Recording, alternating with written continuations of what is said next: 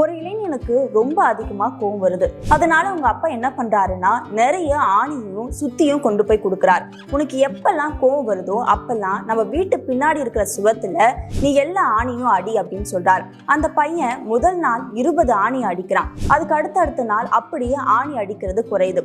ஒரு நாள் வெறும் ஒரே ஒரு ஆணியை மட்டும்தான் அடிச்சிருக்கான். உடனே அவங்க அப்பா கிட்ட போய் சொல்றான், அப்பா இப்பெல்லாம் எனக்கு கோவமே வரதில்ல, இதுக்கப்புறம் நான் கோவமே படமாட்டேன் அப்படின்னு சொல்லியிருக்கான். உடனே அவங்க அப்பா என்ன சொல்றாருன்னா, நீ இத்தனை நாள் ஆணி அடிச்சல்ல, உனக்கு கோவம் வராத நாள்ல இந்த ஆணியெல்லாம் பிடுங்கிடு அப்படின்னு சொல்றாரு. அந்த பையனும் 45 நாள்ல எல்லா ஆணிகளையும் பிடுங்கிடுறான். அதுக்கப்புறமா அவங்க அப்பா கிட்ட வந்து சொல்றான், நீங்க சொன்ன மாதிரியே எனக்கு கோவம் வராத நாள்ல இங்க சுவத்துல இருந்த எல்லா ஆணியும் பிடுங்கிட்டம்பா அப்படின்னு சொல்றான். உடனே அவங்க அப்பா அந்த சுவத்தை காட்டி என்ன சொல்றாரு அப்படின்னா, நீ ஆணி எல்லாத்தையும் பிடுங்கிட்ட, ஆனா இப்ப பாரு அங்க எல்லாமே பள்ளமா இருக்கு.